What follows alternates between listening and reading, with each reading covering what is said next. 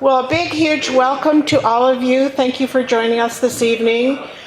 This is the last of a series of events and programming that we've had for a 2-month-long peace exhibit. We've covered topics ranging from Hiroshima and Nagasaki, atomic bombing, to the Holocaust, and other things as well. If you have not seen the exhibits that are here in the library, they're going to leave soon. At the end of the month, everything will be gone. The second floor, unfortunately, has left. It was a traveling exhibit from the Peace Museum in Hiroshima, and it had a next stop scheduled. But some of the things that you will hear about tonight are still exhibited here. Sadako is a young girl who died from leukemia, which was because of the atomic bomb sickness, and her whole story is over under the stairs, and there are other things elsewhere. We are very lucky to have the artist with us this evening. Yuki, please stand up. She's embarrassed, but that's okay. Who created those atomic bombs that are just amazing. Everybody's enjoyed having them.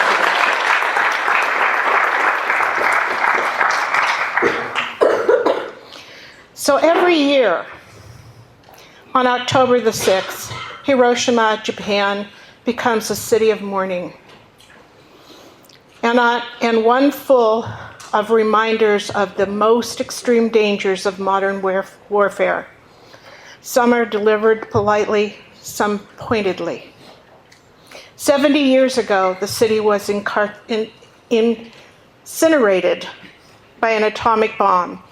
Its population halved in moments by the new and terrifying American weapon named Little Boy. Days later, Nagasaki was similarly destroyed by another bomb called Fat Man. This year on August the 6th, political leaders, aging survivors, ordinary citizens all gathered throughout the city at 8:15 exactly to mourn the moment when the city unwillingly became part of the world's introduction to the nuclear age.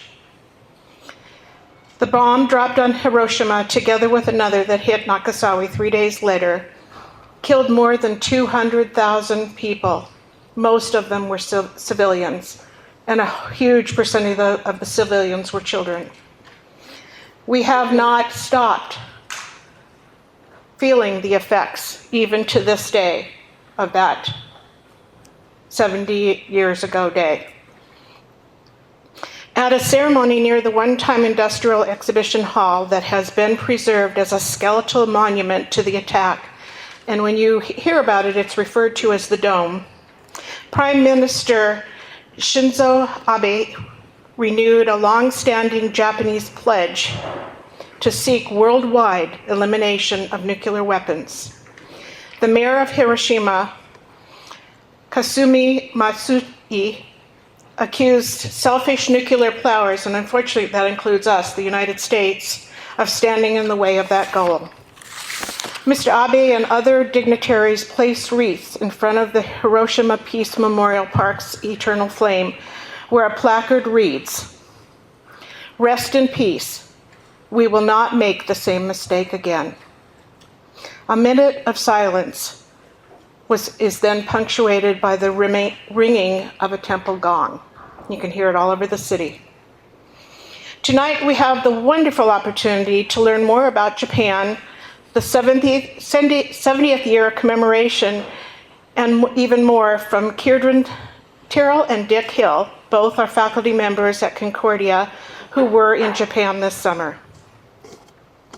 Dr. Ceiridwen Terrill is a horseman I'm going to tell you a little bit about your professors here. Ceiridwen Terrill is a horseman, backpacker, kayaker, and a sailor. She has authored 2 memoirs, scientific studies. One is called Part Wild, which was a finalist for the 2013 Oregon Book Award, and the second book on natural landscapes tracking invasive species. She has also performed as a storyteller on the Moth main stage at the Arlene Snitcher Concert Hall in Portland. Dr. Terrill holds a PhD from the University of Nevada, Reno, and is a professor of English at at Concordia, where she teaches environmental journalism, science writing, and memoir. Dr. Terrill is currently working on a book about growing up during the Cold War and her family's connection to the Hanford Nuclear Reservation.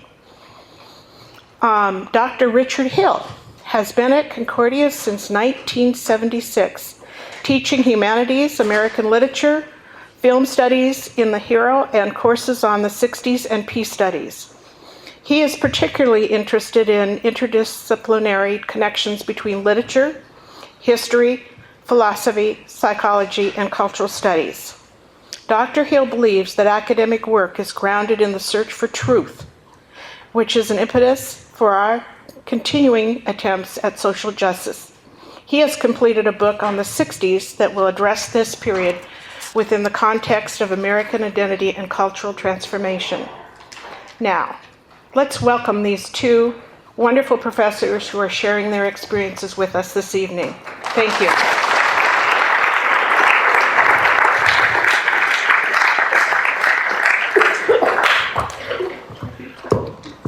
Thanks, everybody. Welcome. How are you doing? Good. Yeah. We'll keep this informal. We're going to have kind of a tag team presentation about events that raise really difficult issues, but we hope also we can do so in the attempt to find some joy and hope in terms of making things better. So we'd like to start, first of all, by thanking some people. And the first one is Linda Church, who just introduced us. But she didn't say that we were there for the 70th anniversary at both Hiroshima and Nagasaki on August 6th and 9th, respectively. And it was a terrifically moving experience, as much of the trip was for us. So thank you, Linda, for bringing this together. Thank you.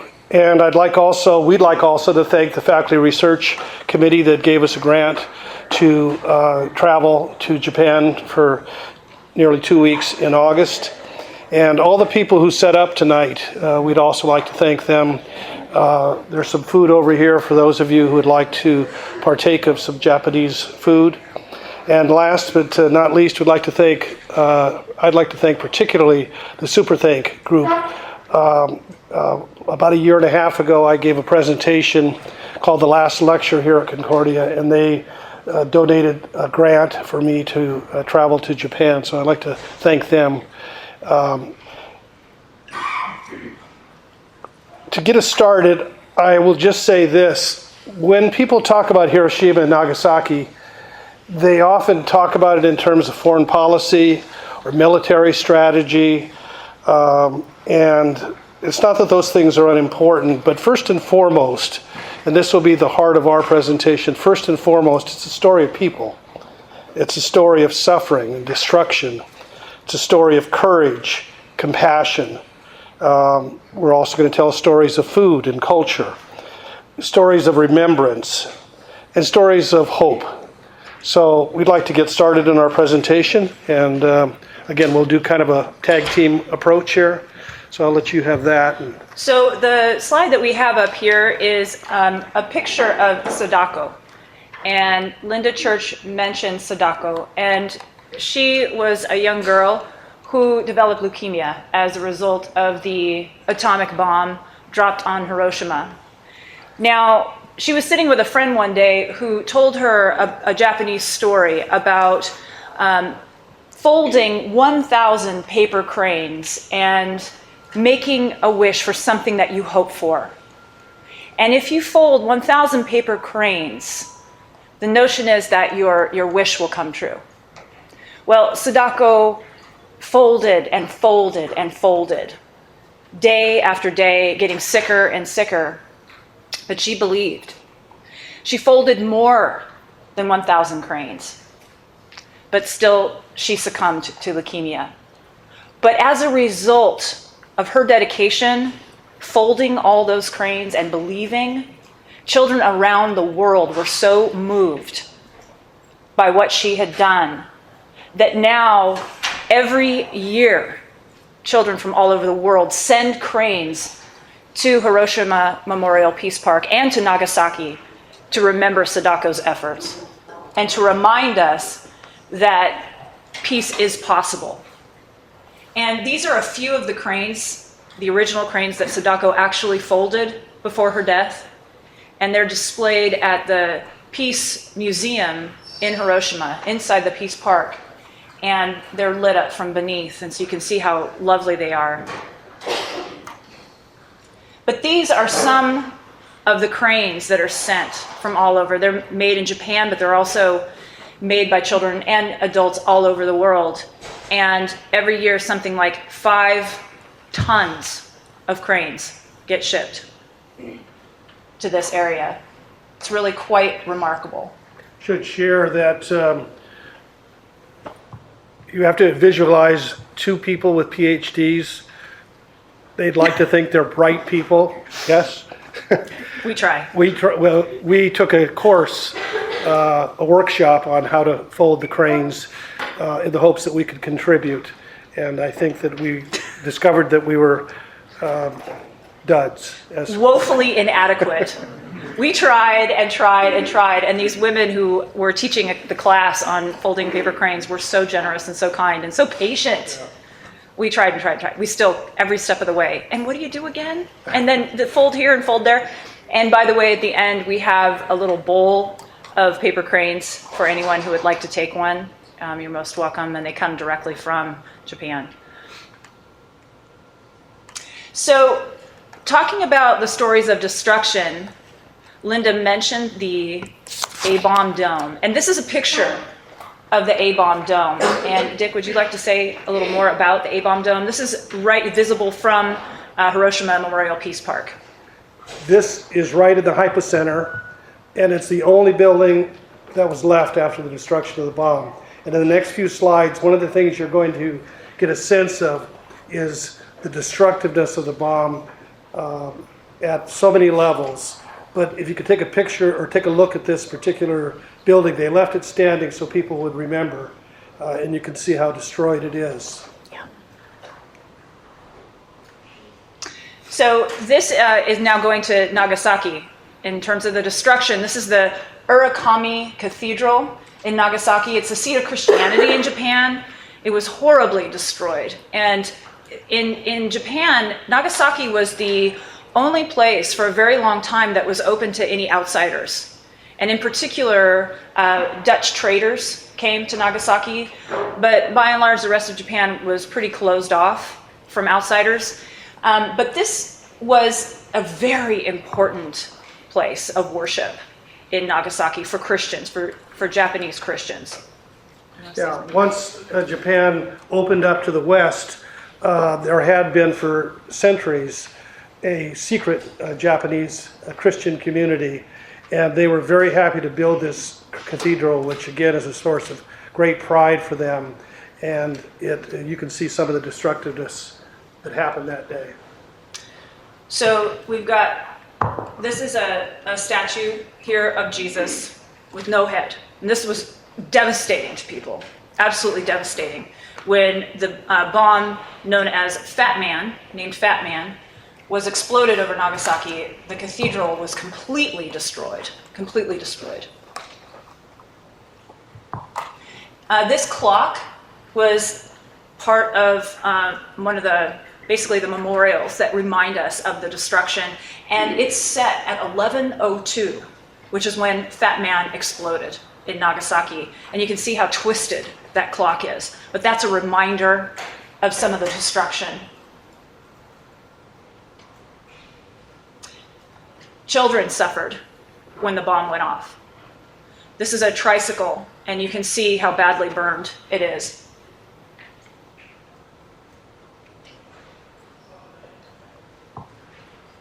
Animals suffered in the bomb. These are essentially photographs of really difficult things to acknowledge, this kind of level of destruction. And this is a horse who was probably just pulling this cart through town. It was 11 o'clock in the morning in Nagasaki. People are going about their business, and this is what we ended up with. Birds fell dead out of the sky. Crows, sparrows, blackened and dead. What you can see in this picture is the force, the magnitude of the blast, bending trees and breaking them like sticks.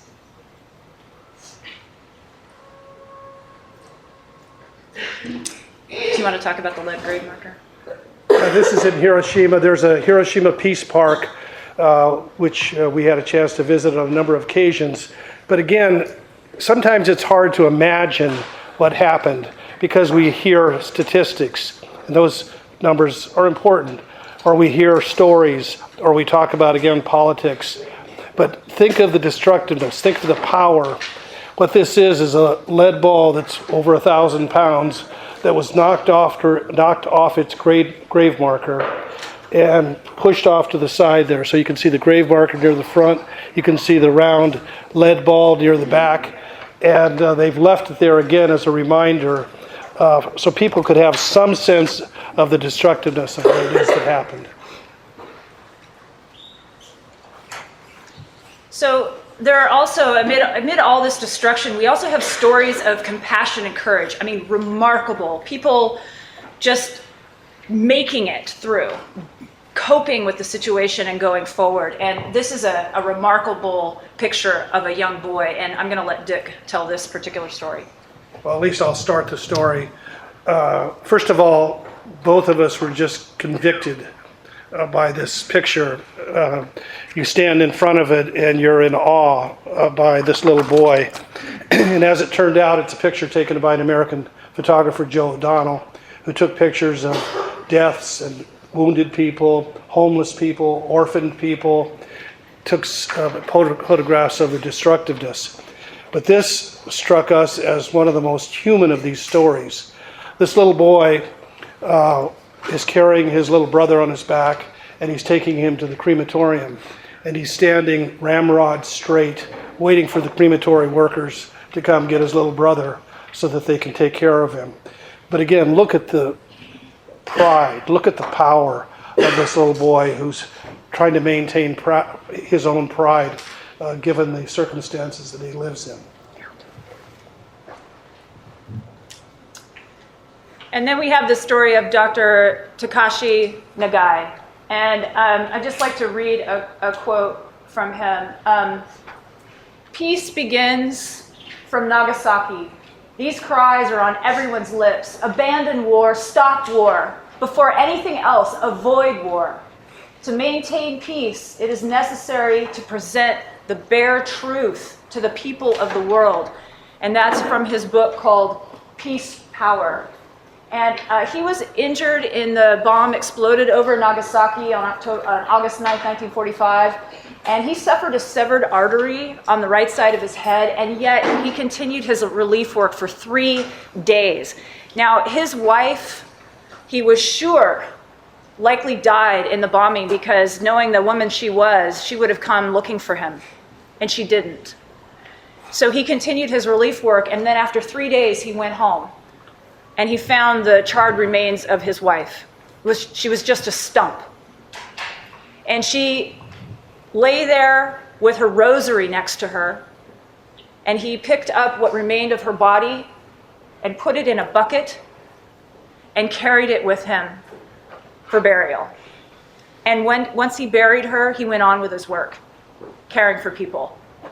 Phenomenal man. His story is enormous. He was a doctor in Nagasaki. He was working in radiology. At a certain point in his life, he converted to Christianity, and that became a bedrock of his value system and his determination to do what he did. As Ceiridwen just mentioned, despite the fact that he was injured himself, despite the fact that he already had leukemia and he was dying, he lived the last 5 years of his life after Nagasaki, and he wrote 13 books, he raised 2 children, and he built a house that he lived in with his 2 children. And he called the house, let me get the title right, Love Your Neighbor as Yourself. And this house became a place where people would come visit him. And again, in the last few years of his life, as his health was failing, as he was writing books, as he was working for peace. And we found his story just so convicting, so powerful in terms of being a inspiration for people in the most terrible of circumstances.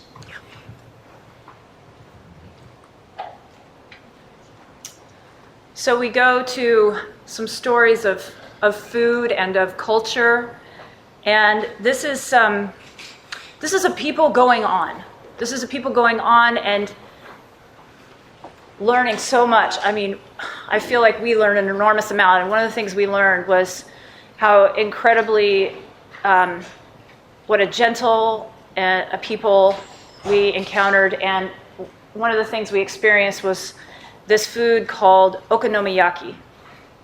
And it's a pancake with a variety of ingredients on it, and it was popular in Hiroshima and started in Japan during World War II when there wasn't much to eat.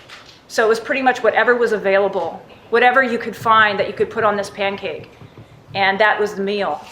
And now you can find this all over Hiroshima, and we were in this place, this woman is cooking here, and this is the griddle, and it's a long, narrow room, and it's just a little hole in the wall off the side street, and it's just absolutely wonderful. And okonomi, what you like, what you want, and yaki, grilled or cooked. That's how the word breaks down. And it's a very filling meal. I have to say, though, it's also hot, and it's already very hot in Japan. Yeah, you have to have a fan. I mean, in August, it was just incredible, incredibly hot. And you walk out and you're already wet.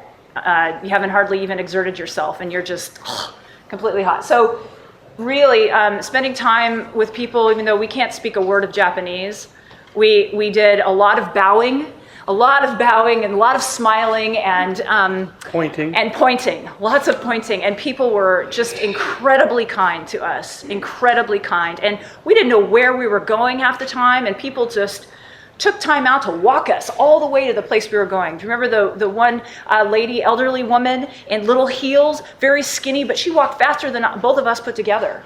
And she just marched up the hill and showed us where to go to the youth hostel. Very And very I nice. have to tell you that Ceiridwen is a very fast walker. And I did my best. I kept up. 95 degrees, 90% humidity. The fans were very, very helpful. Yes. And again, this woman, probably 75, 80 years old. Easily, yeah. And we're going up a hill about that kind of incline. She's cruising. And she's faster than the both of Yeah. us. Phenomenal. And that's only one example Yeah. of the kinds of people we met. People went out of their way to be kind to us, to walk us, blocks out of their way to show us something. Yeah. But food, yes. Coming back to food. The food was wonderful. And again, even at least in the smaller places that we went to, the menus didn't have any English in them, and so we did a lot of pointing. We had a wonderful experience on August 8th, which was a Saturday night in Nagasaki. We were at a hostel that this woman that we just talked about had showed us, and we were walking to what we'd been told was the best restaurant in the neighborhood. But of course it's not marked because everybody who lives there knows where it is. And so we again had somebody who showed us how to get there. And when we did get there were probably, 10 people there, and it was a Saturday night and they were watching a show. I know this is a dated reference, but some of you will get this. They were watching a show, kind of a Japanese version of Lawrence Welk. That is, it was old-fashioned music, and these were people who would probably be the equivalent of people today who had one hit in the 1970s, and now they're singing on Japanese television, and the people loved him, and they were dancing along, and they were talking and laughing, and pretty soon we were talking and laughing with them, even though, of course, we didn't understand what was going on. But again, just the kindness of people, and the food was terrific. And this, each of these trays is for one person, so that's a lot of food. I don't know if they knew we were coming, and Americans eat a lot of food. So anyway, they prepared a lot of food for us.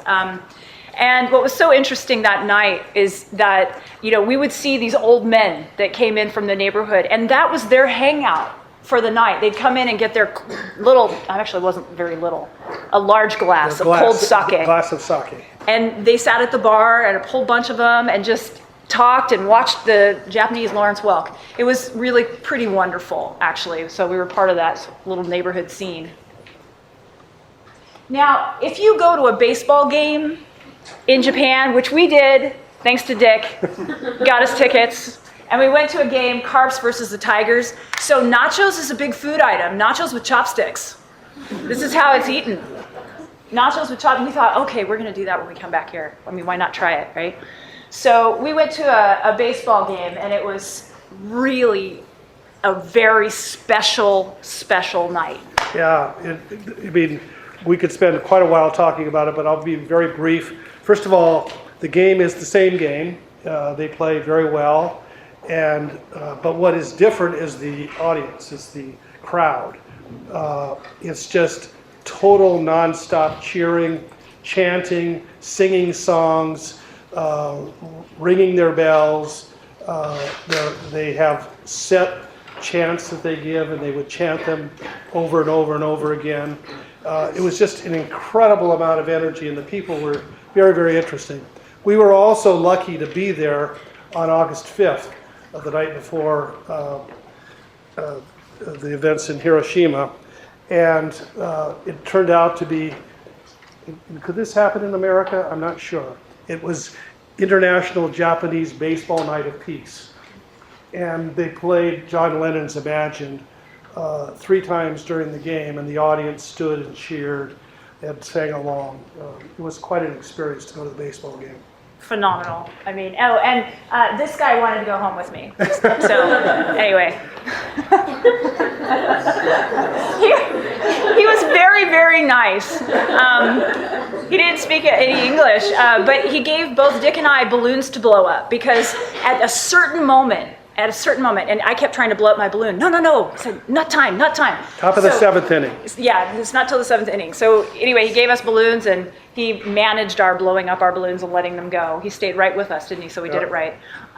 He was very, very sweet. And there's a lot of drinking involved at the baseball games. Lots and lots and lots.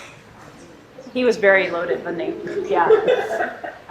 So another thing that for us on this trip, it was really about a story of remembering. And one of the things that Dick and I got to do, I mean, we were so fortunate, was just people were willing to open themselves to us and talk to us and take us where we needed to go to meet people. And we were able to talk to atomic bomb survivors.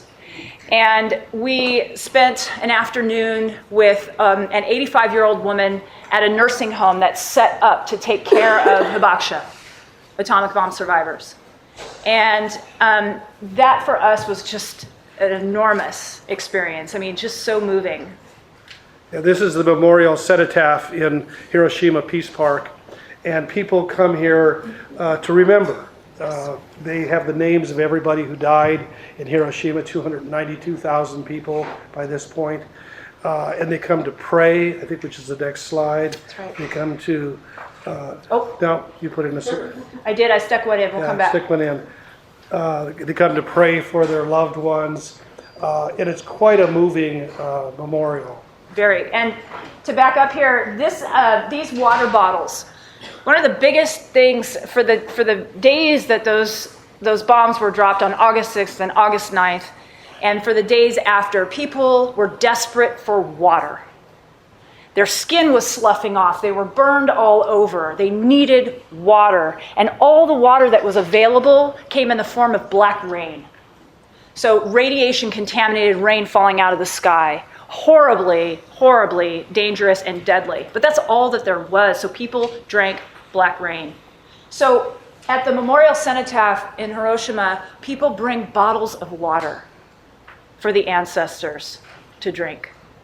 And most of them take the lids off so the water can be accessed. And we just thought that was just as remarkable, as beautiful. And the lines for the prayers went on into the night.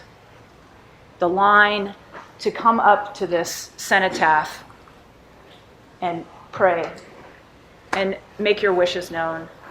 So on August 6th and August 9th in the respective cities, there were large events. Remember, the 70th anniversary. Huge. There were perhaps 100,000 people in Hiroshima, and it was very, very moving. And there was also a lot of water there. It was very, very hot. Yeah. And as Linda said, it started at 8:15 in the morning, or the events began at 8:15. We were there much earlier.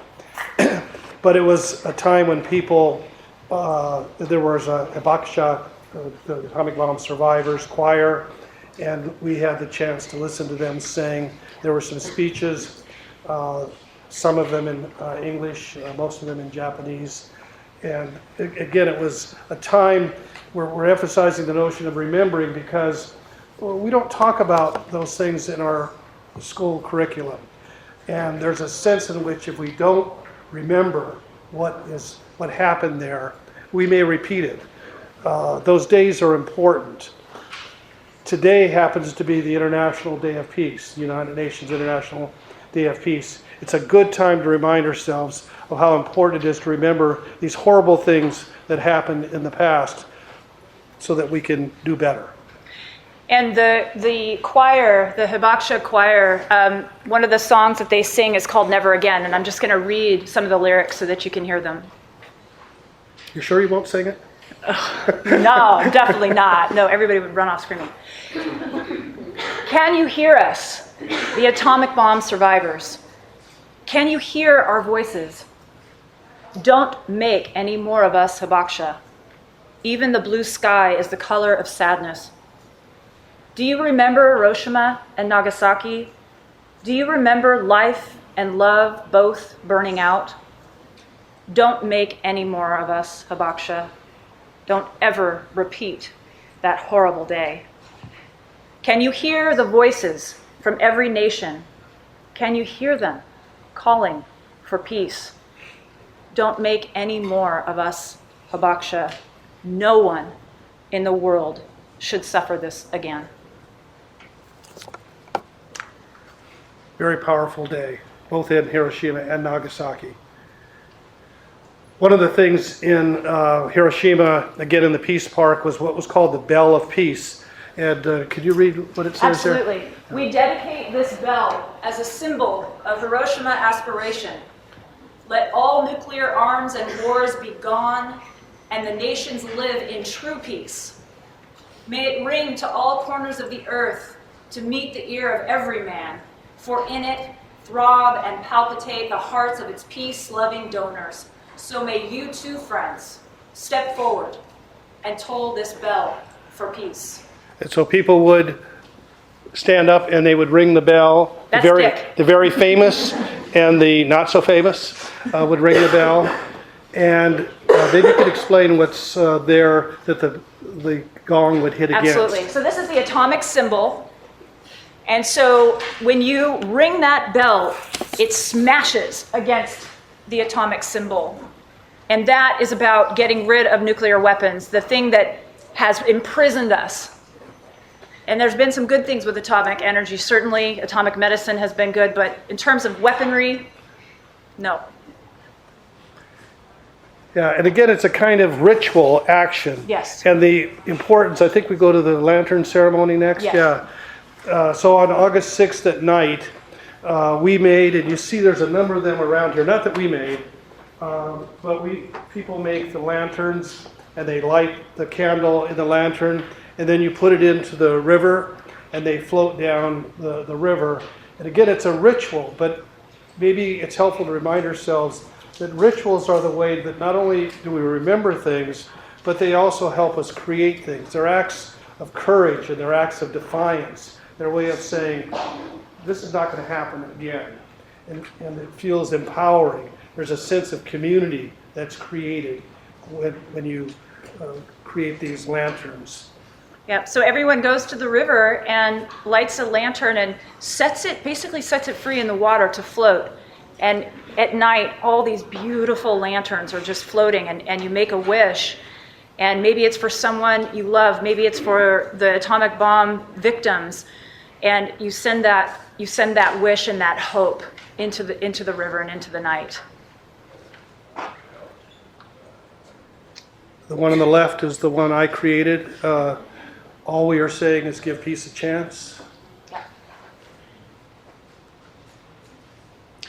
And this is the lighted torch ceremony in Nagasaki that takes place in the evening on August 9th. And this is the Urakami Cathedral rebuilt. So that cathedral, though once destroyed, is now standing again. And this is a night walk from the cathedral carrying oil. There are bamboo sticks with an oil wick at the top. And hundreds of people have gone to service at the cathedral and now are walking to Peace Park in the night. And Dick and I walked with the group. And as they're walking, they're saying, for those of you who know the prayer of the Rosary, which involves Hail Marys and Our Fathers, and the first half is said by a leader, the first half of the Hail Mary, the second half is said by the group following. Again, when you hear thousands of people doing that all at the same time, it has a kind of power to it. Absolutely. Yes. You don't know how much trouble. So at both ceremonies, they released doves. Yeah. But we didn't know when. And so we have a number of pictures after the doves have flown away. Shadows of a dove. Shadows Where of the there it doves. goes, a little wing. But Ceiridwen did find a picture of the doves being released, and of course Yeah. the doves of peace. Yeah, I didn't get this off of Google, I promise. I really got those doves. So these are the clocks. Do you want to talk about the one on the left? The Yeah. air clock? So on Monday, August 6th at 8:15 a.m., the Japanese thought there was going to be some kind of bombing. They had children out setting up fire lanes so that fire trucks could get through if there were a conventional bomb dropped. But they didn't know what kind of bomb was going to be dropped. And if you remember nothing else from this presentation, I hope you'll remember 8:15 a.m. Because there's a sense in which the world changed that minute when people realized the destructive power that humans could perpetrate. Absolutely. And then on the right, 11:02.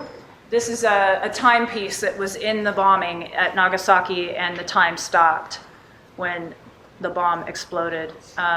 And I believe that the person wearing that watch died. But we have evidence now. 11:02, the clock, the twisted clock we showed you earlier, and then this timepiece. And do you want to talk about Hanford right now? Sure, I can mention. Nagasaki and Fat Man? Right. So the bomb that was exploded over Nagasaki, the plutonium that went into that bomb, named Fat Man, came from Hanford Nuclear Reservation, which is located in south central Washington state. It's about 225 miles from here. Not far at all. So we are deeply linked in this region to the destruction that was wreaked on Nagasaki on August 9th, 1945. And we are also involved in a cleanup mission of that particular site because there are some 56 million gallons of highly radioactive waste on that site, not properly contained, leaking. And our Columbia River, which is the artery of the Pacific Northwest, comes right by us. So we are deeply invested in a positive cleanup mission. The eternal flame. Eternal flame. The idea of the eternal flame, which is also at the Hiroshima Peace Park, is that it's going to burn until all nuclear weapons are destroyed. It's an act of courage. It's an act of saying people have to do something about this world that we have created. And there's with it a kind of hope that people can do better. Yes. We had a good time. So this is near the end of the trip. We're flying back in the plane. First of all, when we left Hiroshima, there were 10 flight attendants who came out, and as the plane was taxiing away from the airport in Hiroshima, the flight attendants all came and bowed to us, which we thought was quite wonderful. And then we flew to Seoul, Korea, and had a little bit of a layover. And if you get a chance, the airport in Seoul, Korea is quite an event. It has cultural activities. You can take a shower if you want. You can go to sleep if you want. I've never seen a fancier Starbucks, really, ever in my whole life. And they have the opportunity, and this is on the right especially, to take a picture with a kind of a background. And so here are the two intrepid travelers, the people who'd like to think that they have learned something, but also realize that their whole lives, and can we invite you into this as well, your whole lives can be an opportunity to learn how we can find a way to do better. And as we leave this trip, which again involved a lot of very difficult experiences, that story of that little boy, I will never forget, that little boy. But there's a sense when you have around you, and we met so many friends. We stayed at the World Friendship Center in Hiroshima, and we met artists and filmmakers and playwrights. Tell them about the one woman we met in the playwright at breakfast that morning. Just really remarkable. One of the play that we went to, in fact, I have it's called The Grandchildren of Hiroshima, and it was all in Japanese, and yet so beautifully choreographed about the events around the atomic bombings that we understood exactly what was happening. And it was remarkable. We woke up one morning at the World Friendship Center, which was started by a Quaker woman in the 1960s, and has since become a hub for people to meet, to make friends, to share ideas and talk about peace. It's really about peace, and inner peace and outer peace, both. And we got up one morning, and this playwright was there, and she said, "Are you going to come to the play this evening?" Well, what play? Well, the play that we're putting on, Grandchildren of Hiroshima. Can we get tickets? Yeah, sure, of course you can. So we went, and things happened like that every day. They were just remarkable. And so, I mean, one of the things that, in terms of travel, that was so important is to realize there are so many ways to be in the world. There are so many ways to engage with people in the world. And if you don't travel, you never learn that there are other ways besides the way that you're used to living. One other thing I wanted to say about the hibakusha. The most important thing that came out of the trip for me was that these people are getting much, much older. The hibakusha have entered their 80s, those that are still alive, that is. And the chain of custody of information about the bombings, what's on their minds is that we should not forget. That the generations that are coming up now, that those atomic bombs, it's much easier to forget if you were not a part of that in some way, if you didn't witness it or you weren't there in the world at that time. And we have to remember, and we have to not forget. Like they say, never again. I'm going to mention a walk that I'll be doing upcoming. I will be walking from Portland to Hanford, beginning on October 9th. It's 225 miles, and I'll be walking about 10 hours a day. And for me, this is about raising awareness about the danger posed by nuclear weapons and the nuclear waste upriver from us. And by walking there, for me, it's about saying it's not that far away. And that pollution can reach us. And it can kill us. And if we do not clean up that site in a careful, financially responsible way, we will end up with a disaster of Chernobyl-like proportions. Chernobyl was a disaster that occurred in 1986, in which in the Ukraine, in which we had a terrible nuclear meltdown, and we're still seeing the repercussions of that in congenital disorders, all kinds of horrible things, cancers, that kind of thing. So we are not immune from that kind of disaster. 225 miles is not really very far. So this is coming up on October 9th is when I start that walk. And so it's, with all due humility, people like us who had the great opportunity to go there, to hear the story of the 85-year-old hibakusha, who told us things that are very difficult to listen to through a translator. But she also talked about forgiveness, and she talked about the joy that she had in her life. And there's a sense in which both Ceiridwen and I feel that we're just paying it forward. We're just trying to carry on. and the notion of social change, the notion that maybe we can create a world where we can find alternatives to destroying ourselves like this, is not a sprint. It's not even a marathon. It's a relay race, and everybody plays their part.